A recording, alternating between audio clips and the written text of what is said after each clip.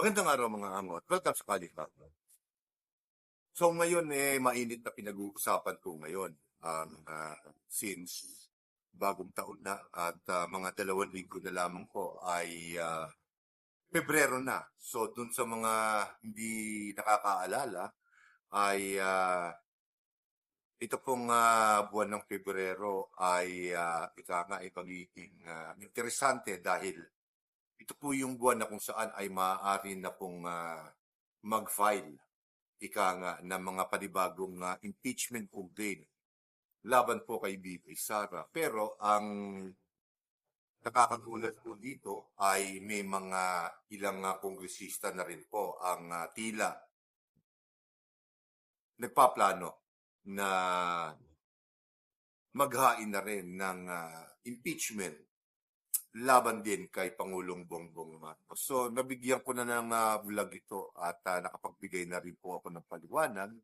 So, maaring pwede natin sabihin na ika nga continuation ito nung ating vlog na yon.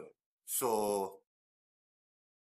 bakit kanyo biglang napasok si Pangulong Bongbong Marcos? Alam naman po natin na itong mga nakalipas na buwan, lalong-lalo na po nung isiwalat ni Pangulong Bongbong Marcos, itong mga anomalyang proyekto sa flood control projects ay marami na rin po siyempreng mga pangyayari na kung saan di umano ay may kinalaman din Pangulong Marcos dito sa mga nangyaring korupsyon dito.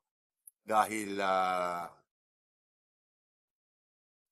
ang pinaka-involved dito sa kontrobersya na to ay ang kanyang pinsan na si Representative Martin Romualdez at si dating Representative Saldi. So doon po sa mga hindi nakapanood ng aking video patungkol po kay Saldi ko, balikan niyo lamang po yung aking mga video. At syempre, huwag niyo pong kakalimutang mag-share at mag-like. Malaking bagay po sa aking channel.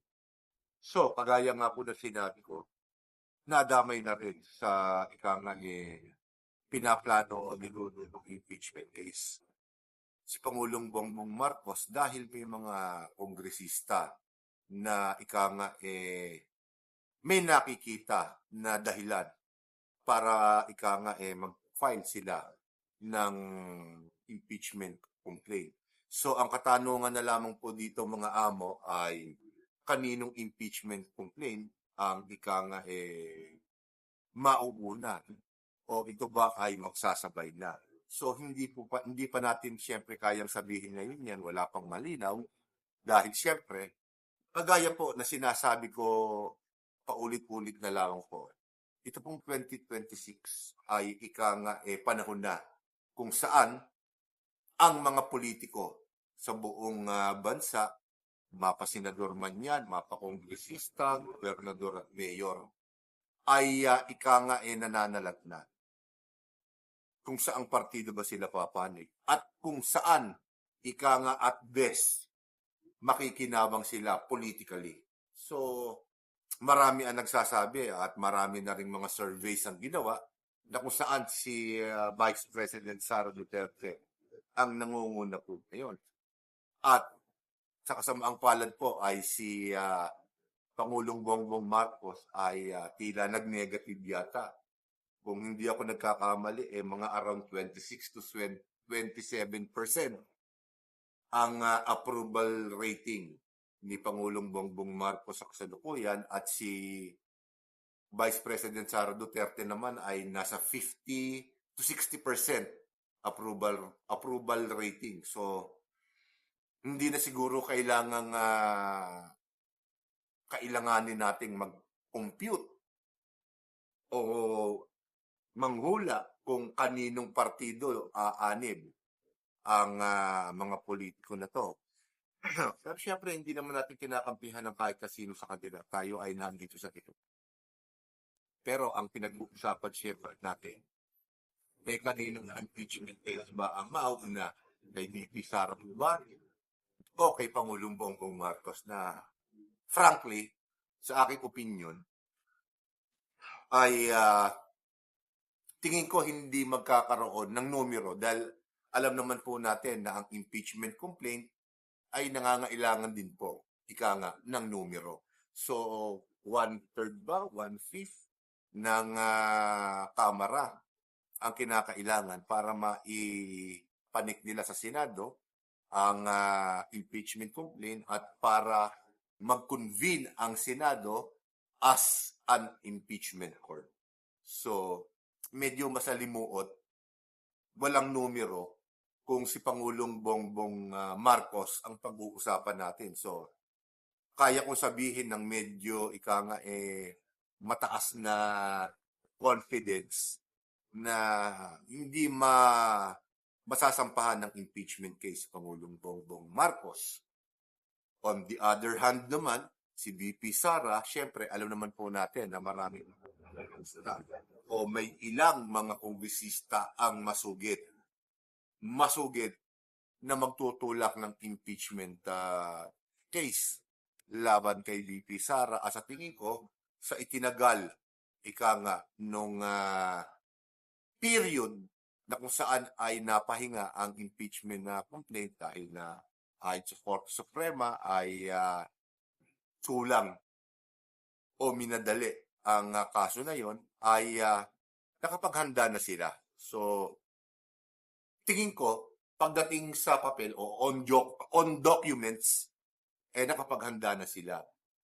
Ang isang katanungan na lamang po dito ay kung may sapat na po bang numero para maipanik nila ito sa Senado. Tandaan po ninyo, kani-kanina lamang po, sinabi ko, na itong 2026 ay panahon na kung saan ang mga politiko po natin ay sumasalat na ng kanilang kakampihan at kung sino ang makapagbibigay sa kanila ng pinakamalaking tsansa para manatili sila o maluklok sa pwesto. Political survival. Napakadalas po nating marinig yan, mga amo. At katulad din na sinabi ko kanina, 53% hanggang 60% approval rating ang pinanghahawakan po ngayon ni VP Sara. At syempre, itong mga masugid na nagsusulong ng impeachment case ay double time na. Di ba? Dahil kapag hindi nasampahan si VP Sara ng impeachment case ngayon, itong Pebrero na to, wala na pong pagkakataon para masiraan pa ng todong-todo si VP Sara kung siya ay inosente. At kung guilty naman siya, mawawala na rin po ng oras dahil ang mga politiko po natin, syempre, ay busy na rin sa kanilang mga political agenda. Hindi nga lamang po natin alam kung kanino sila papanin. Ang ibinibigay ko lamang po ay kung ano yung napapanood ko sa mainstream media at kung anong numero ang ipinakikita po nila. So, kayo na mag-isip. Di ho ba? Pero, syempre, meron tayong komento dyan patungkol nga po sa impeachment. Di ho ba? Kung sino nga ba ang dapat mauna at kung dapat ba na may impeachment case na dapat na masampa. Marami ang nagsasabi at sinabi ko na rin po ito patungkol po diyan, hindi po natin kailangan ng impeachment case. Una, sayang sa oras. Ikalawa, pera ng taong bayan ang gagamitin dyan, which is the very main reason kung bakit nagsusunod-sunod ang mga protesta sa kalsada dahil ang pera po ng taong bayan ay naaaksaya lamang sa mga walang kakwenta-kwentang bagay. Ikatlo, hindi ito makatutulong sa ekonomiya natin at sa tiwala ng ating mga kapitbahay na bansa na kung saan sila din po ay nag-i-invest o nangangapital sa ating bayan. Pansinin niyo ang dolyar ngayon. Bumabagsak ang presyo ng piso, tumataas ang value ng dolyar na nakakasama po sa ating ekonomiya. So, para po sa akin, kung ako po ang tatanungin ninyo, hindi na dapat asikasuhin yung impeachment case na yan dahil lalabas na lamang pong moro-moro yan at marami lamang ang mag-grandstanding. Ipagpalagay na natin mga amo. Ito, opinyon ko lamang po ito. Ulit-ulitin ko sa inyo. Opinyon ko lamang po ito. Anong inam ba ang makukuha natin sa impeachment case? Wala. Dahil alam naman po natin na kahit na ma-convict o ma-acquit ang isang impeachable government official, tayo pa rin dahil una, wala nang mababawing pera. Ikalawa, ang sakit po nating mga Pilipino, tayo po ay mapagbigay, mapagpatawad. So, bibilang lamang po ng mga ilang taon yan, magpapalamig, pagkatapos lalapit na naman po sa atin yan. Magpapakitang gilas, magiging kritiko ng mga politiko na sikat para umangat ang kanilang pangalan at makuha ang ating atensyon, ang ating tiwala, ang ating pagpapatawad para sila ay muli nating ihalal sa mga pwesto nila. So, sana nakukuha niyo po yung ibig ko sabihin. Pero, ano po ba ang magagawa nating mga pangkaraniwan tao para maparusahan nating personal yung mga politikong alam natin nagnanakaw sa kanilang mga posisyon, sa kanilang mga pwesto. Napakasimple lamang po. Yan po yung tinatawag na pagboto sa eleksyon. Yung ating election rights. Nga. Alam natin na ang ating mga politiko ay nagnanakaw. Huwag na natin silang ilagay sa ating mga balota. Kasi wala naman pong mangyayari kung magkakaroon po ng impeachment. Aabot lamang na kung ilang buwan yan. Maraming diskarte ang mga politiko para hindi sila ano ba ang tawag dito?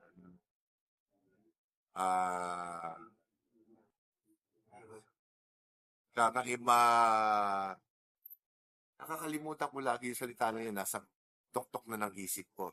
Pero ang ibig ko na lamang po sabihin, yung mapagbabawalan silang kumandidato sa mga posisyon na nais nila, yung legalidad. Dahil sa pagkakaalam po natin, na kapag ang isang impeachable o na-impeach na opisyal ng gobyerno, ay hindi na po maaaring tumakbo sa kahit na anong posisyon sa ating gobyerno dahil ibaban na siya. So, hindi na siya credible. Hindi na siya allowed na humawak pa ng public office. Na alam naman natin, nagpapaliwanag din po ng mga eksperto na may paraan para hindi po magkaganyan. Nabanggit ko na rin po sa mga video ko yan patungkol po dito sa impeachment din. So, wala rin po mangyayari sa impeachment case. Okay ba? Ang pinakamaganda na lamang po na magagawa natin, talinuhan natin ang ating isip. Iboto po natin yung mga tao na sa tingin natin ay hindi magnanakaw. Yung mga taong may sapat na kakayahan, pero walang pinansyal na kakayanan naman para makapag-unsad ng isang disente at maayos na kampanya. Pero may sapat na kakayahan at may sapat na pagmamalasakit para sa ating maliliit. Di ba? Kayo na lang din po ang mag-isip. Walang inam. Dati sinabi ng Pangulong Bongbong Marcos yan na walang inam ang impeachment case. Nagkataon nga lamang po itong mga nakakaraang kanyang interviews, parang nag-iba ang kanyang pananaw patungkol sa impeachment case laban kay VP Sara. Kasi alam naman niya na yung impeachment case na maaaring masampa sa kanya ay hindi kukuha ng numero. So, siyempre, doon pa lang makikita na po natin ang mga pag-uugali ng ating mga politiko na kung saan yung pansarili lamang po nila. Pero magkaganon man, siyempre, at least nabanggit ni Pangulong Bongbong Marcos yun. Noon, iba lang ngayon ang kanya. Pero tayo po, patuloy ko sasabihin sa inyo na hindi po natin kailangan ng impeachment case. Dahil kapag ka natuloy po yan, malilihis na po ang atensyon ng tao kay BP Sara at mawawala na po ang ating focus dito sa mga korap na opisyal na nagnakaw ng ating pera. Di ba? Pakatandaan po natin, lahat po ng pamamaraan po ngayon ay ginagawa ko ng mga politikong sangkot sa pagnanakaw sa ating gobyerno na makapaghanap ng pasisikatin o isi-sensational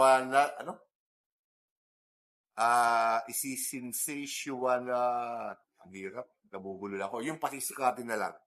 Yung pasisikating balita na kung saan pwede nila sakyan at pwedeng malihis ang atensyon ng tao para mawala ang atensyon nila sa korupsyon.